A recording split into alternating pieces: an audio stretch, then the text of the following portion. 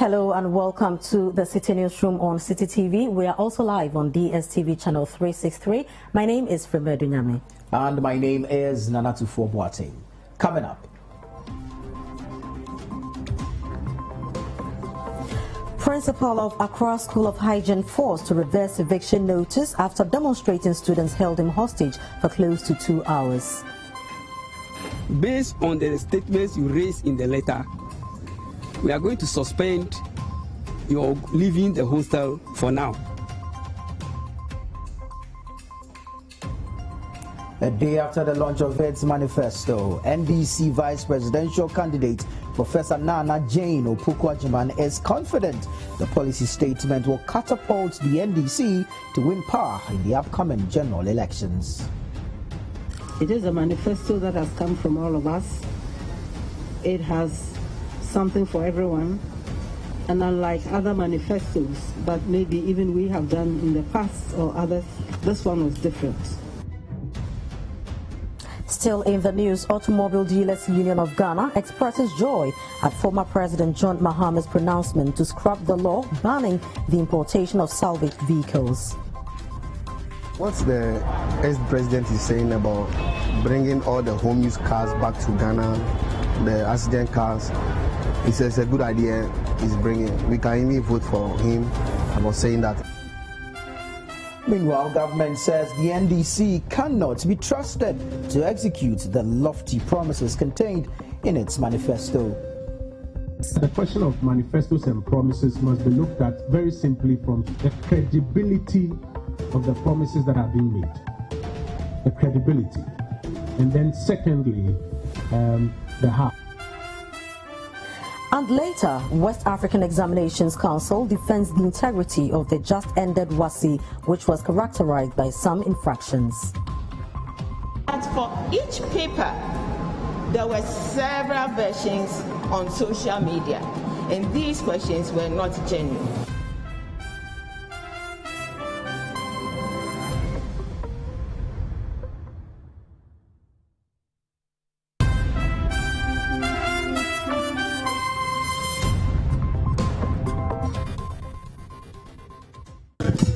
So a few months ago, over 1,000 students of various schools of hygiene demonstrated or picketed at the Ministry of Sanitation demanding payment of allowances. Now, according to these students, they were owed allowances in arrears of over 30 months. Eventually, some form of clearance has been given for these students to be paid their arrears, but they are demonstrating again. And so on this edition of the Citi Newsroom, we've joined them as they march from their hostel to their school campus. And so we'll be finding out exactly what the reason for the demonstration is, whom they are demonstrating against, and what demands or what responses or answers they are seeking this time around. My name is Tuffour Boateng, and this is the Citi Newsroom.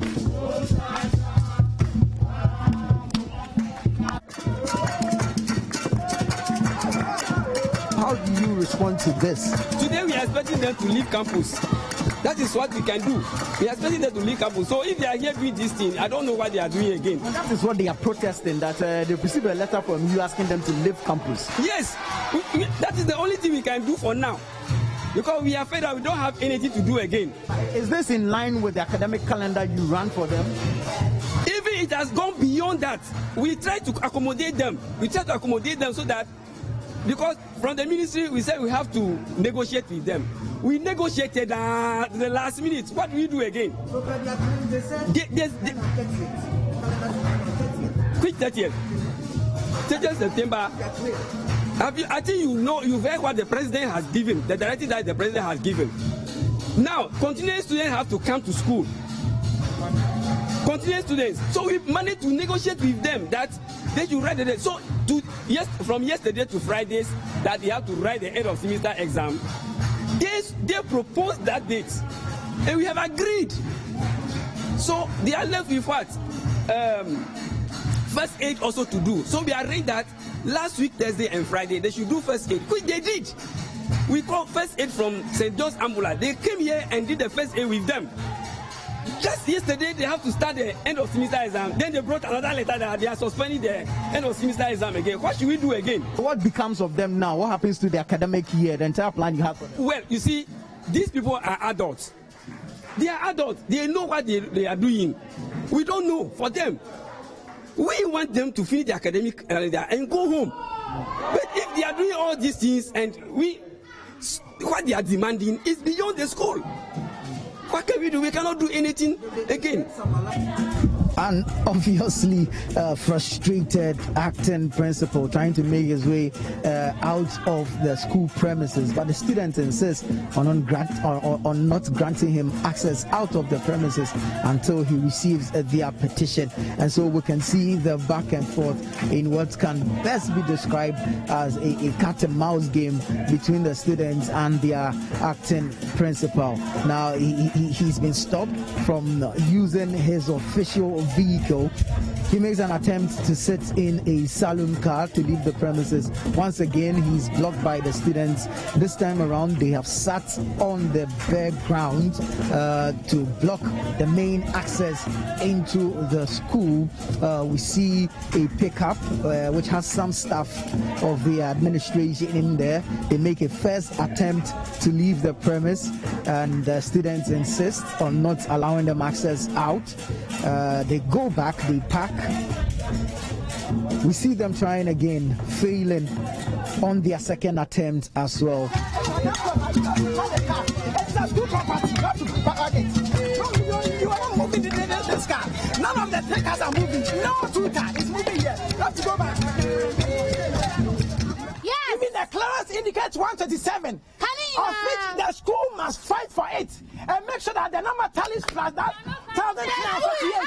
Without that, we are not having the class. Without that, even the school principal must even agree and even work out, because the number on the clearance is lesser than the total population of Accra School of Hygiene. And with this, first and second years are not coming to school. We are fighting for the school. Years, they will not come to the we school. are fighting for the school. Yes. We are fighting for the school. And now clearance has come and even has stopped off the graduates. So how then do you want us to sit and write for the exams? And when we are out of school, you tell us that we are graduates. We will not listen to anything. Today, if they don't resolve from the Ministry of Sanitation, we are not going anywhere. And we make sure that they are going to mount up the number 184 on the allowance. Without that, we are not going anywhere. And every final year student, we are receiving that 12,000 cedis before we vacate from campus. Without this, we are not leaving campus. Now, finally, you have a petition. You are here demonstrating. Yes. The petition has not been received. Yes. What do you intend doing about it? Okay. Today, you can see these are school properties. These are their cars. This is one of the school property. The pickup is one, and the principal car is one. And now, if you don't want to receive our petition, today we will sleep here. And if you want to move out, unless you kill some of the students, they will die and they will back. The students are adamant, still out here chanting, insisting on not leaving until their petition is received. And so let's speak to some of the students. Hello and welcome to the Citi Newsroom. Hello. Why are you out here? We are out here because our school has asked us to move out of the hostel. Meanwhile, our time is not up. They are asking us to leave the hostel directly. We have not written our exams. We haven't received our allowance. That is our main goal. We haven't received any, and they are asking us to leave. Now, yesterday we went to the Ministry of Finance and we realized that we have received the warrants, the clearance, and everything all right. But there are lapses in that. There are errors. Our students are not even up to number. Our students are not even up to number. The amount stated there is wrong. They're supposed to give us 30 months. The final year is 30 months, and they're giving us 10 months only. They're supposed to give the second years 20 months, and they're giving them 10 months only. That is why yesterday we didn't even know. We are at the ministry when we got the message that the school has asked us to move. Some of the executives at the ministry and realized that the school has posted a letter, a notice on the notice board that we should move out of, which is not right. Our time is not up. Then and even the ministry. When you say your time is not up, what time were you given given, what time are you supposed to vacate the school? Officially, we are supposed to vacate 30th September, and today is what? We are some 8th September, so our time is not even up. So the police has been called in. Wait to see exactly why they are here. They came in a pickup. I can count about 1, 2, 3, 4, 5, 6, 7, 8, 9, 10 of them, not armed in any form whatsoever.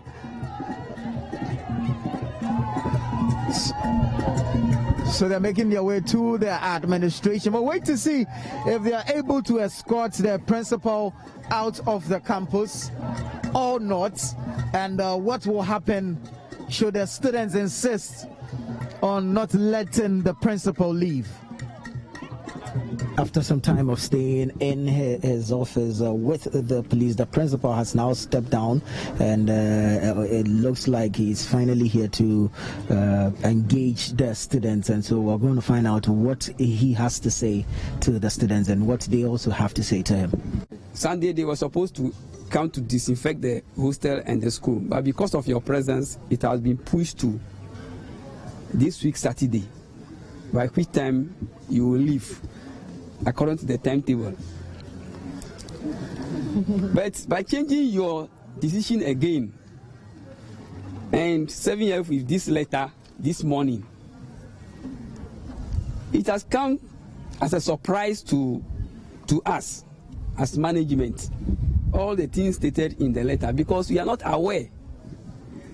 This clearance you are attached to the letter from the Ministry of Finance, we are not aware. This is the first time I am seeing it. So what we have resolved is that I have sent delegation to the ministry to go and verify the issues you raised in your letter. When they come back, we will communicate to you. However, based on the statements you raised in the letter, we are going to suspend your leaving the hostel for now until we hear from the ministry and give you feedback, and we also try as much as possible to see how this problem can be resolved. Thank you. Thank you. So it looks like some level of agreement there. We'll find out from the students if they are satisfied with this particular announcement or directive. Let's speak to the SRC president who is here with us. Give us your thoughts. You just heard your principal speak. Are you satisfied with this? Yes, I think this was what we had expected him to do in the morning when we came here. Per what he has said that they have now laid down their stance. I think we are peaceful students. We listen to our parents, because no matter what it is, we are under their tutelage. We are now going to vacate these permits and go and sleep in peace. We ask the executives to follow up to the ministry to ensure that those inaccuracies are resolved for us. We know that on the 30th we must leave. I'm sure that before even the 30th we will have resolved our issues by then and have started for the examination so that we cannot graduate in peace. Whereas we know that we receive our monies as well as the content students who have received theirs. Thank you very much. The story so far from series of demonstrations, protests, including picketing at the Ministry of Sanitation and Water Resources over their unpaid allowances to getting some clearance, some financial clearance for part of the allowances to be paid. The students insist that they will fight, come what may, to get the allowances paid, unpaid in full. My name is Tuffour Boateng, and this is the Citi Newsroom. The Alliance of Civil Society Organizations working on extractives, anti-corruption and good governance has sharply accused government of bad faith in the raging controversy over the implementation of a Japan mineral royalties agreement. It describes as unfortunate government's insistence on proceeding with the transaction despite ongoing public engagement. Sixtus Don Ulo has more in the following report. We find it rather unfortunate that while the Minister for Finance has favorably responded to the call for further consultations, he has publicly stated that he will go ahead with the transaction regardless of the serious concerns being raised by a large section of the Ghanaian population. Such posturing raises doubts about the genuineness of the pledge to undertake further consultations. We have so far been constrained in our analysis of this transaction by our inability to assess the full complement of data and assumptions used in the government's valuation of the royalties being traded. At our last meeting with the ministry, some slides containing some data were presented. However, when we requested for copies of those particular slides of interest to us were omitted either deliberately or inadvertently. The West African Examination Council, Ghana, says the integrity of the just-ended West African Senior School Certificate Examination is intact. The council has been accused of overlooking what appears to be general leakage of examination questions in the 2020 WAEC for the first batch of students who benefited from the free SHS policy. Social media was awash with images of papers purporting to be leaked examination questions, but at a media engagement in Accra on Tuesday, the council said that such papers were fake. The just-ended 2020 WAEC for the first batch of free senior high school students was marred with a lot of controversies. Some persons circulated the yet-to-be-written WAEC papers on social media, and many alleged that this was an attempt to ensure the first batch of students passed the exams well. Some invigilators were also reportedly manhandled by some students who were allegedly engaged in exam malpractice. Clarifying the allegations made against the exam body, the head of National Office of WAEC, Wendy Adunyame, indicated that all leaked papers seen on social media were fake. Mrs. Adunyame assured that quality assurance systems had been put in place to protect the integrity of the exam. There was allegedly widespread leakage of questions on most of the social networks, and as is usually the case, WAEC was taken to the cleaners. The truth, however, is that for each paper there were several versions on social media, and these questions were not genuine. The reaction of some candidates after the integrated science paper, for instance, led credence to this fact. In all of the council's interactions with the media, we have consistently cautioned candidates against the operation of rogue websites. To prevent future occurrences, WAEC noted that it had engaged security agencies to track persons involved in leaking fake exam questions on social media. Reverend Victor Brew is head of legal at WAEC. We have engaged cybercrime department of the CID cyber unit and even e-crime and other underground investigators to see how can we pull down these websites. And again, the same issue of it can't just be done. You have to go through various steps, and we feel, in a sense, frustrated. But then we are not in despair. Well, the December 2020 parliamentary election in the Damango constituency will be one to watch as the NPP's Samuel Abujinapo attempts to snatch the seat from the NDC's Adamuta Wakilu, who has been in parliament since 2012. Citi News' Samuel Yafe travelled to the Damango constituency and has come through with his report. Damango, the capital of the newly created Savannah region, is located in the West Gonja municipality and has a voter population of over 30,000 as at the 2016 election. The Daboya constituency was a part of the Damango constituency until it was carved out ahead of the 2012 election. The Damango seat is currently occupied by the NDC's Adamuta Wakilu. In Parliament, Adamuta Wakilu is considered an authority when it comes to the power and energy sector. He is a ranking member on the Mines and Energy Committee of Parliament. But while the two-term legislator is seeking a third term in Parliament, many of his constituents say they are yet to see the needed developments from their MP. Like many other constituencies in the northern part of the country, potable water remains a major challenge, including residents of Damango. For these people, the candidate who is willing to solve their water challenge will get their votes. The water situation here in Damango is very difficult. You don't have water here? We have, but some very good. So we are suffering, actually.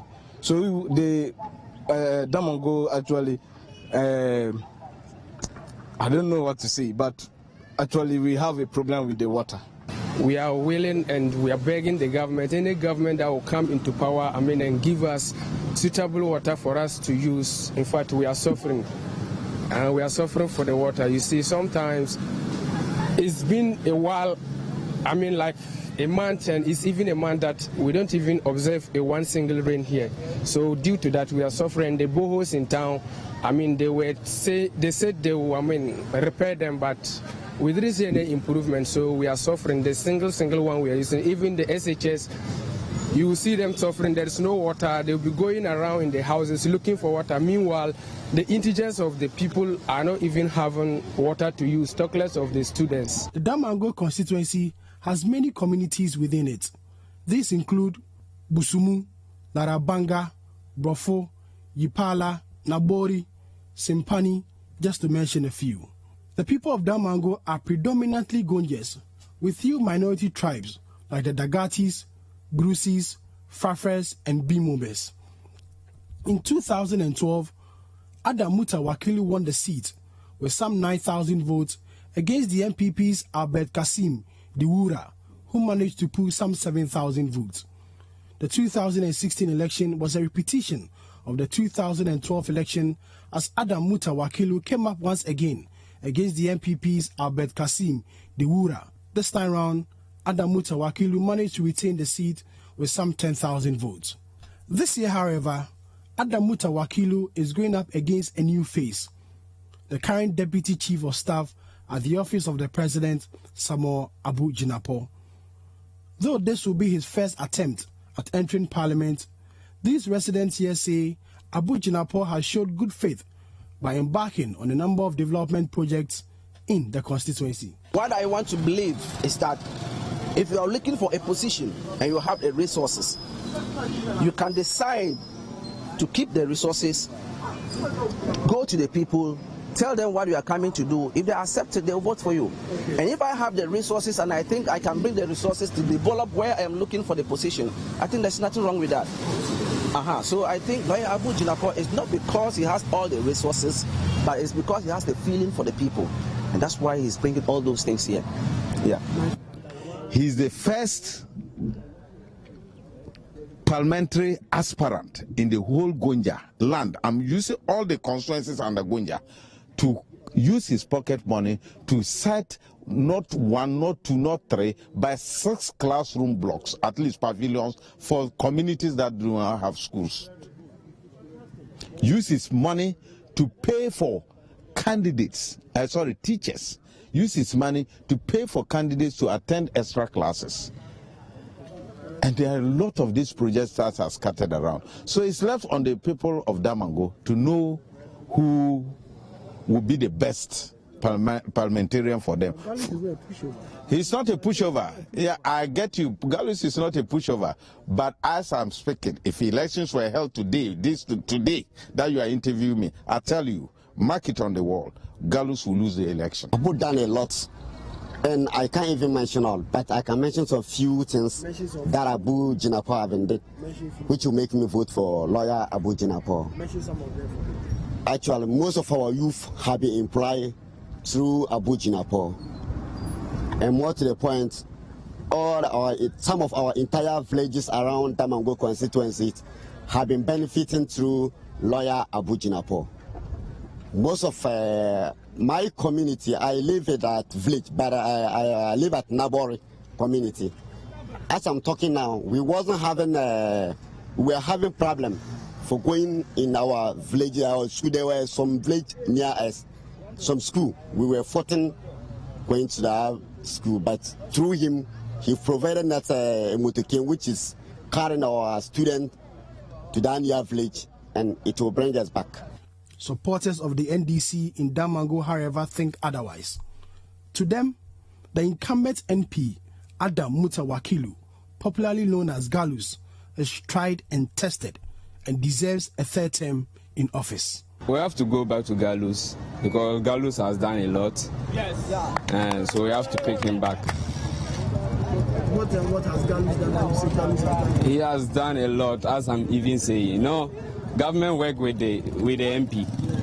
And this road, through the effort of Galus too, we had it. If you go to other communities and the villages, he brought bridges all over that connect us with the business. And even with the students, he helped a lot of them. He built schools, clinics, hospitals, and others. I can't even count them. So we are still going to bring him back so that he will continue his good work. Promise that after you came on power, 4 months, you are coming to give us water. This is the 4th year. Last 3 weeks, you came here and cut the short. We are not kids. Akufo-Addo is lying. So we are going to vote for John Mama. John Mama was president before. Yes. He was president before. He didn't give you water. And he started the road for us. He promised the road and water, and he started the road. For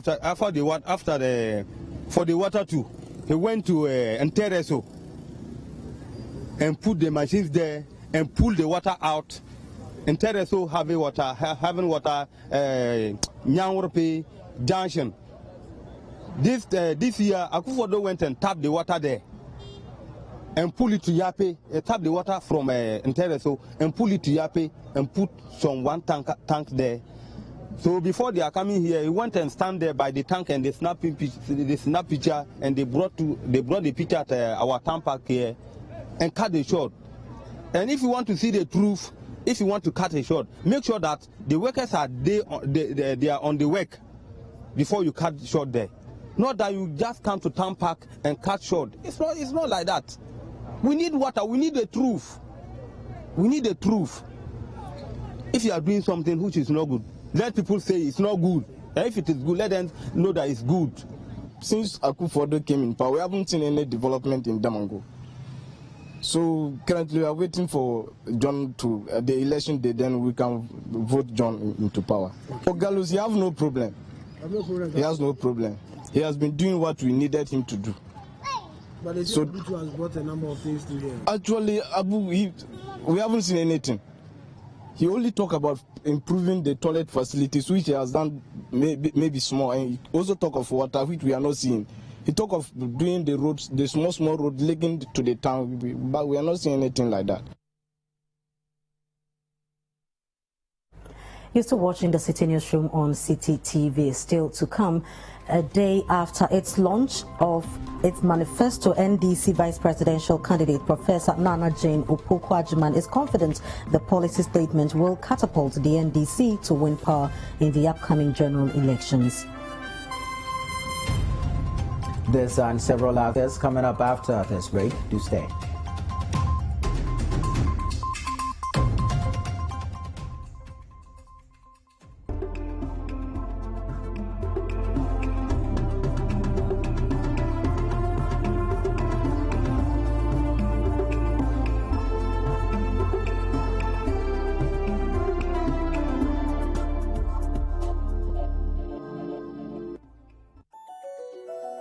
Rigworld Solutions, forging the frameworks of Ghanaian industry.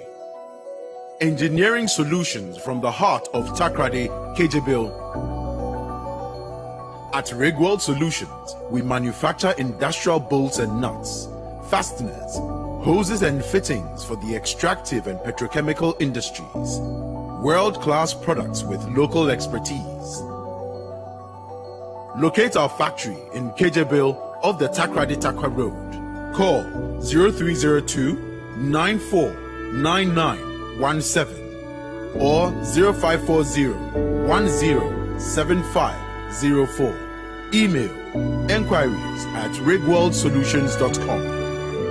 Rigworld Solutions, crafted in Ghana, engineered for the world. Close-up deep action with antibacterial mouthwash formula and deep cleaning gel. Close-up deep action. Enjoy long-lasting fresh breath. Thank you, sir. Hello, my name is Samuel Ofori, a film actor and a film director. Because of the nature of my job, the taste for quality things is endless. Quality phones, quality laptops, quality TV sets. Let me show you my secret.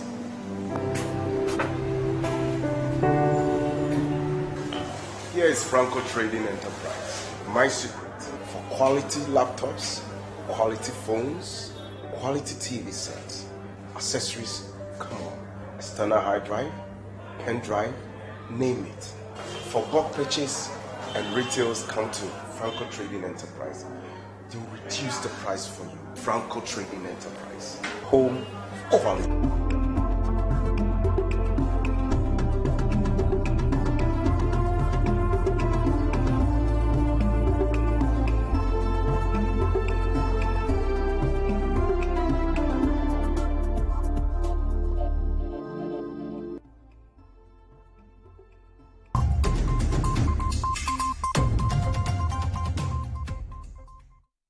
Hello again.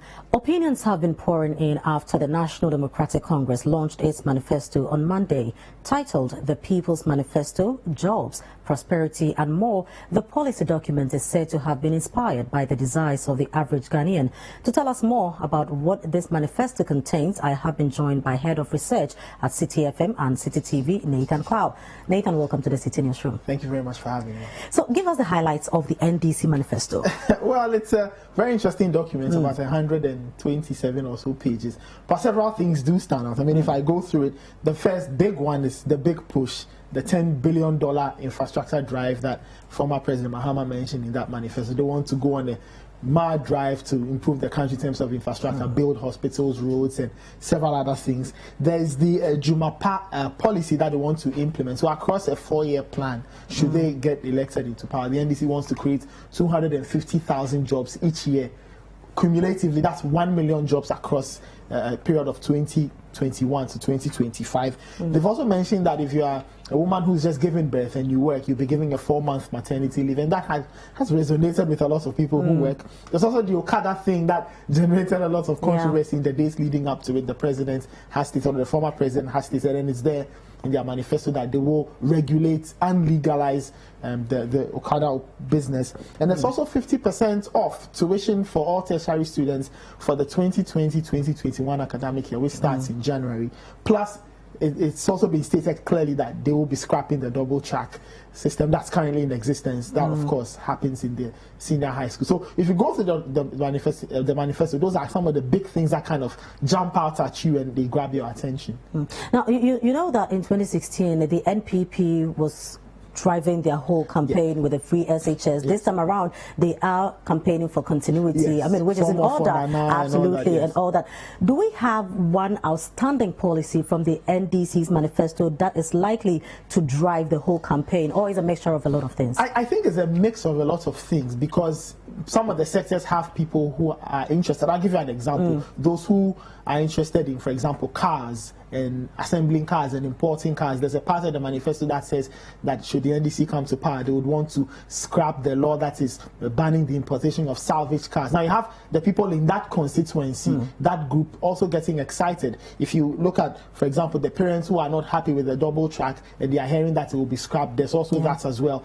And there's also the student loan thing. The NDC has also brought its own iteration of that idea that students will get the student's loan, there's no need for a guarantor, you can pay 10 years after, there's a 3-year grace period, all these things. So depending on where you are, there is something for you. There's not this one big idea that kind of jumps out. And I think it's because of how the NDC crafted their manifesto. They stated that they went around the country, sought the opinions of different people, and tried to find out what people wanted to see in a manifesto. So I think that's why there's not this one large, huge slogan from that manifesto, but there are bits and pieces of things that kind of pull the attentions of different interest groups. Right, Nathan, thank you very much. I'm sure we'll have more time to talk about this in the coming days. Right, so I've been talking to Head of Research, Citi FM and Citi TV, Nathan Kwao, who was just giving us some highlights of the NDC manifesto. Now, moving on, the running mate of the National Democratic Congress, NDC, Professor Nana Jane Opoku-Agyeman, has described the party's 2020 manifesto as having all it takes to solve the many problems plaguing Ghanaians. In an engagement with all former NDC women appointees, Professor Opoku-Agyeman said she was hopeful that Ghanaians will buy into the message of the party and give them the nod. Citi News' Nashika Caesar was there and brings us more. Addressing a group of former women appointees of her party in Accra, the National Democratic Congress NDC running mate, Professor Jane Nana Opoku-Agyeman, touted the party's 2020 manifesto as being uniquely tailored to tackle the problems facing Ghanaians. It is a manifesto that has come from all of us. It has something for everyone.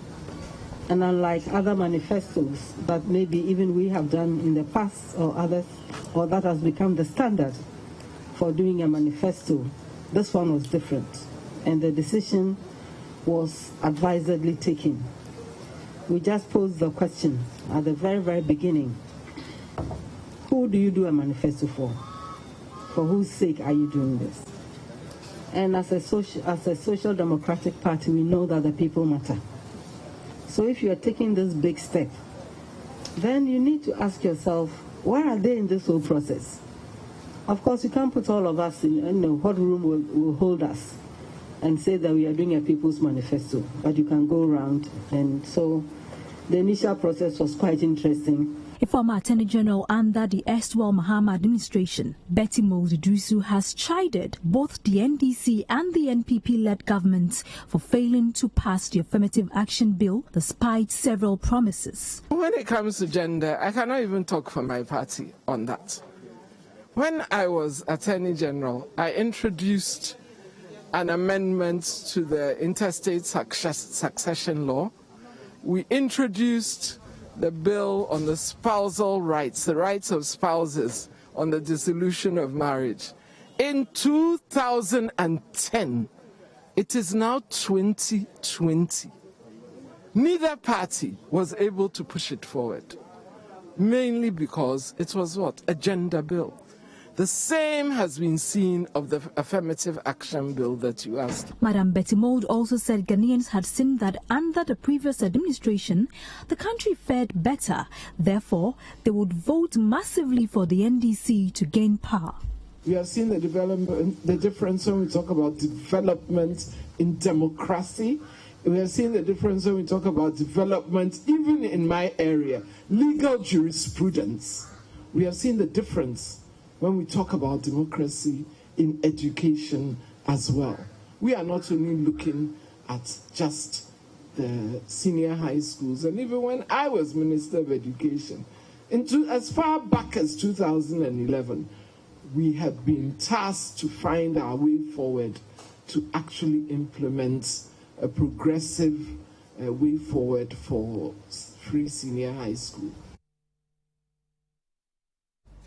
Let's take you to Kumasi, where some mechanics and car dealers at the Swami magazine have expressed mixed feelings over the decision of former President John Dramani Mahama to scrap the law banning the importation of salvaged vehicles into the country should he win the 2020 general elections. While some say the NDC's manifesto promise will likely make them vote for the party, others doubt the former president will fulfill his campaign promise if he wins. Citi News' Edward Opomafu reports.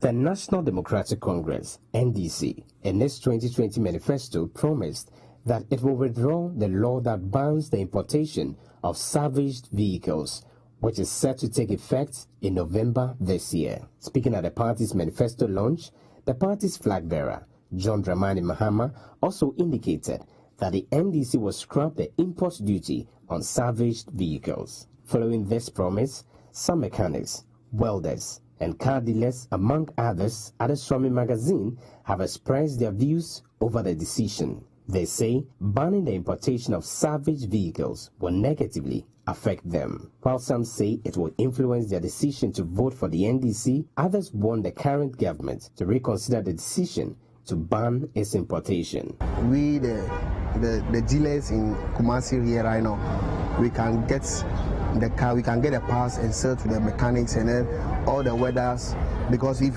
we don't bring the home use cars, how can we eat? So I'll be glad that we will vote for, I'll talk to my people, we will vote for the president, the GM, for the Ghana to move forward, because what the current president is saying about bounding all those home use cars, I'm not sure that I can support us, because you have to bring, it will bring the whole system down. If you come and sit here, we won't actually get anything to sell, because the accent cars have been blocked, they are not coming. And so actually when the home use cars comes, at least they can afford 200 or 150, 350 million. But 2.5 million cars, which is home use brand new, we can't afford it. I didn't want to vote. So the last date, which is 7 December, maybe I may change my mind. If the car is accident car, when we come out, I can say something to you. So if they stop her, where are you going to put our items? There is no place we can, or we can't stock the items in our shop. So we have to sell it. I won't never support it. Because in Ghana here, as a real youth, we don't have any business to do. We all do, we sell things. So I won't support him, because that's my job, that's my work. Meanwhile, the leadership of some of the workers' unions at the Astronomy magazine say officials from the Ghana Revenue Authority, Immigration Service, and Ashanti Regional Coordinating Council last week had engagement with them, together with car dealers, importers, and leadership of the Ghana Union of Traders Association, and assured them that the ban will not take effect from November as earlier announced. According to them, they were assured that a concrete decision will only be taken after all stakeholders are properly engaged. A promise by the opposition National Democratic Congress (NDC) to scrap a new law passed by the incumbent government to ban the importation of salvage cars and second-hand cars of more than 10 years old has rekindled the already existing protest against the law. In response to the NDC manifesto promise, however, the Automobile Dealers Union of Ghana, Abosokai spare parts dealers, and some mechanics say they prefer a review of portions of the law or a complete scrapping. If that cannot be done, there is more in this report.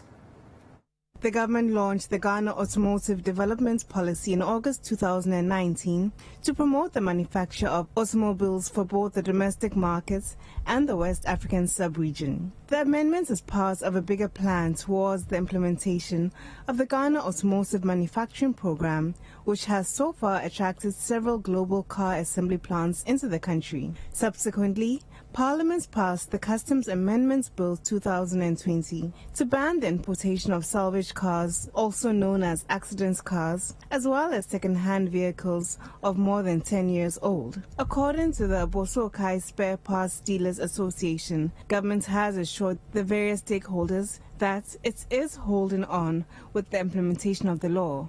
It was made emphatically clear that the act, which is supposed to be implemented by the 1st of November, has been put on hold, and therefore we are free to go and carry out our duties. He, however, explained that spare part dealers were not completely against the law, except that they have concerns about the definition of salvage cars. With the banning of the 10 years, all the stakeholders don't have any problem with it, because we all aspire to the industrialization of the country.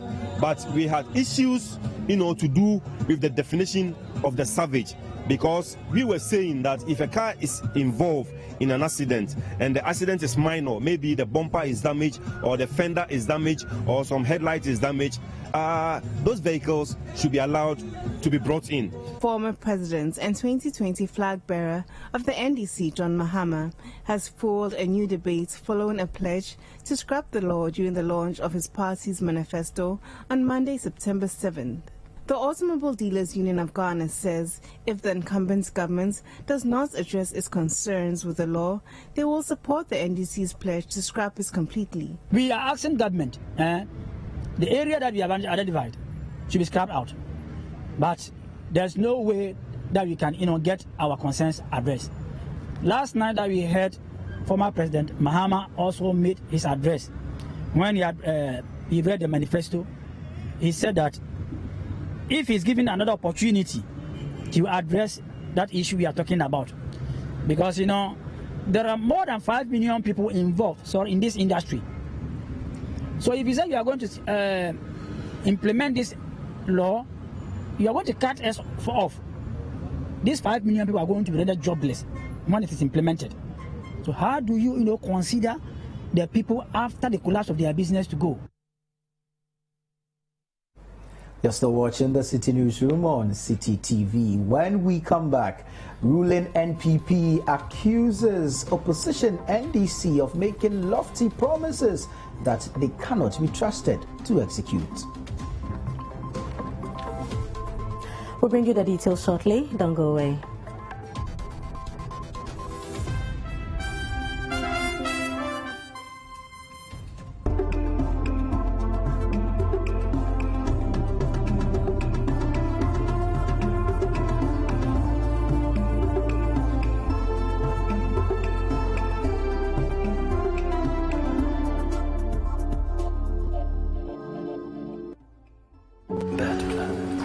The world is impossible without time.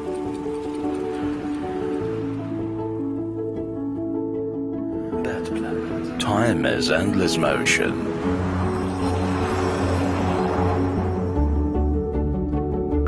Make time work for you. Bet Planet. Time to bet.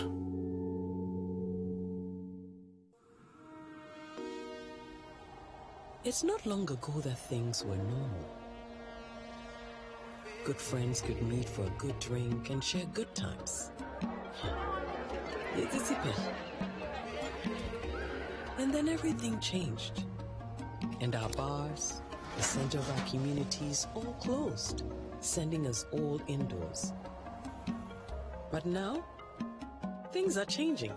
Kakra kakra, small small. We're getting our lives back. Obey ye. We'll get back to the way things were. Hey, mama. Hey, you want a drink? Yeah, man. It's time for us to rise up. As we look forward to making our bars safe, Guinness Ghana will invest 10 million cedis through the Yen Boom program to get our bar owners back on their feet. This advertisement has been vetted and approved by the FDA. Hello, my brother. It's been a long while. Your house, the bill. I use the finest materials for this building. I can see that. Oh, my brother, just last year you built this house. Oh, yeah. When the walls started to peel off like banana due to rising damp. My brother, that's been my issue. I've tried so many things, but nothing works. You know what? They even use that black rubber thing on it before the concrete casting. You mean that bola rubber? Oh, my brother, you would have saved yourself the stress if only you used Visqueen DPM from Vertigio Limited. Really? That be what my puppy used for house. And over so many years, the house still they come up. For purchases and inquiries, contact Vertigio Limited at Spinters Road, Accra, or in Kumasi at Ushumasi Kwarasu. Visqueen DPM, no size.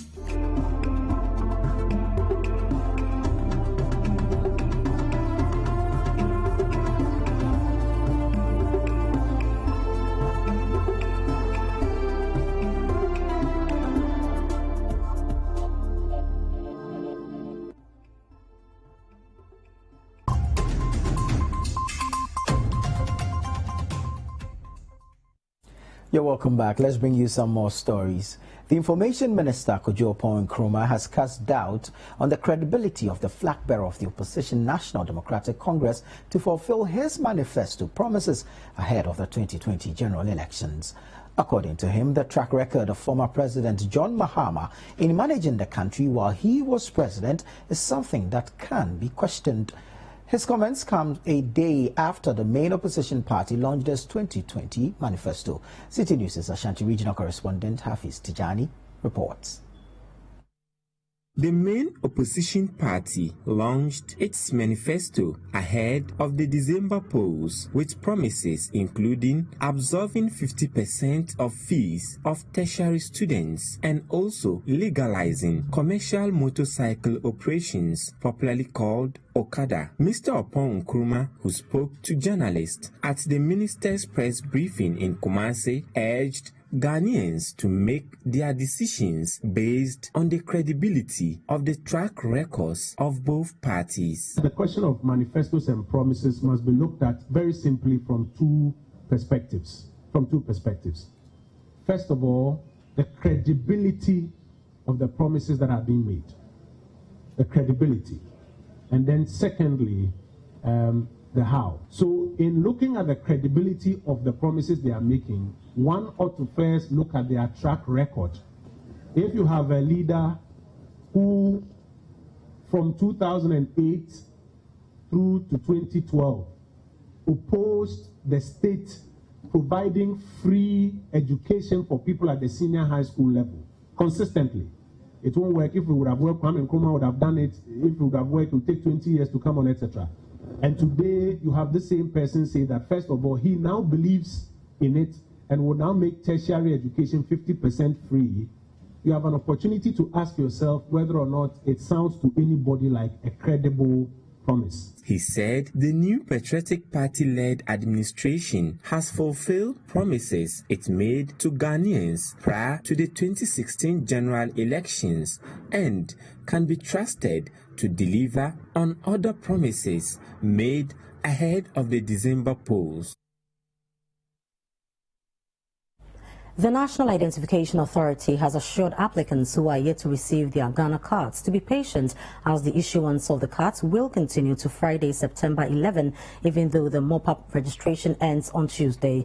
Citi News' Anne Shelley Ziwu has been monitoring the exercise as it wraps up. Registration officers within the Ladadi-Kotopon constituency say they have recorded a high turnout in the last day of the mop-up registration exercise. Since the mop-up took off, this center is always busy. It was only the first day that only 3 people came. Apart from that, from the first day up to date, every day busy. Because it's going to end, you were saying yesterday and today, how was the patronage? It's marvelous. I would say it's huge. A lot of people just came. Yesterday we were able to enroll about 100 people. It registered 100. And then today, as at now, about 50 people. So the people are just coming. As I said, we have centers around, but we will do well to register them. We have just observed the safety protocol since we took off, up to date.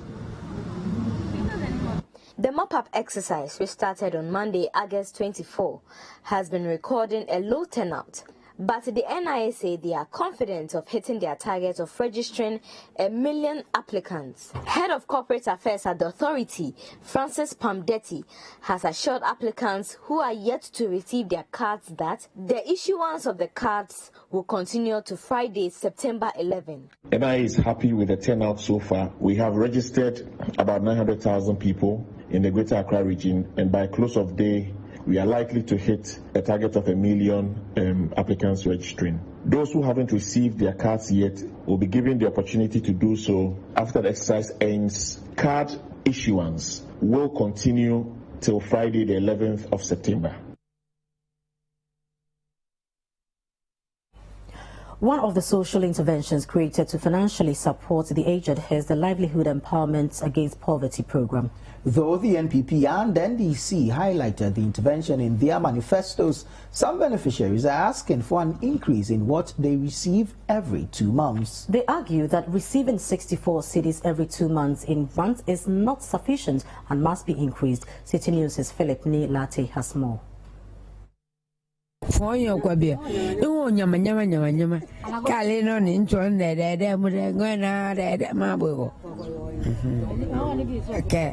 Ya bleba, ya mahogany, ya so, ya malai, ya kakatufa, ya mo, ya kake kukwe.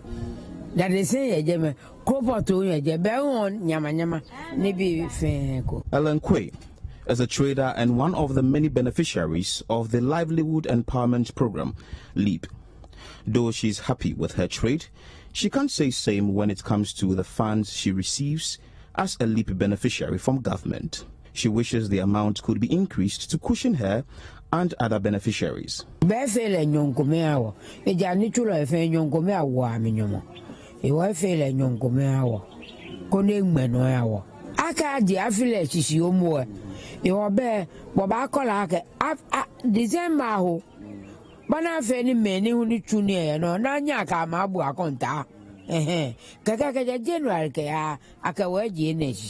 Here are other beneficiaries supporting the stance of Ellen Quay.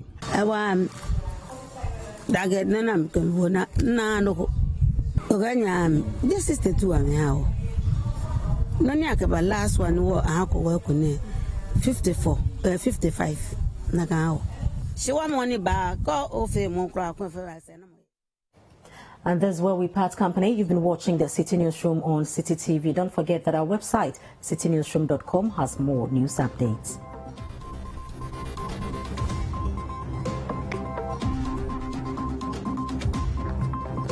Subscribe to CitiTube on YouTube for more exclusive video content from Citi TV. Download the Citi Newsroom app from the Google Play Store and keep updated on the go.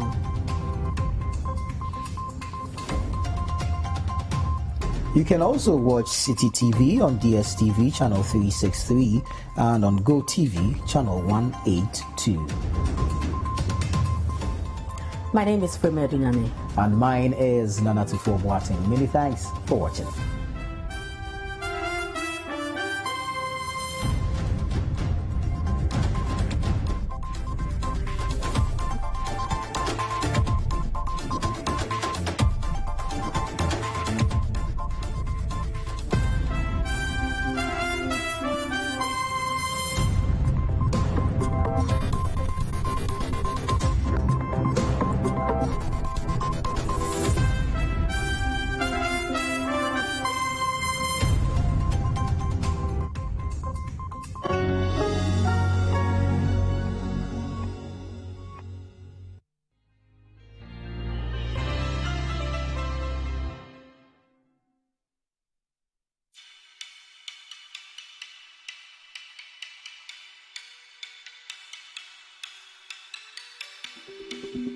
Rigworld Solutions is a wholly owned Ghanaian company that offers multiple engineering solutions for the extractive and petrochemical industries. We manufacture industrial bolts and nuts, fasteners, hoses and fittings. From our factory at Kejebri in Takrade in the western region of Ghana, Rigworld Solutions employs Ghanaians to produce world-class products.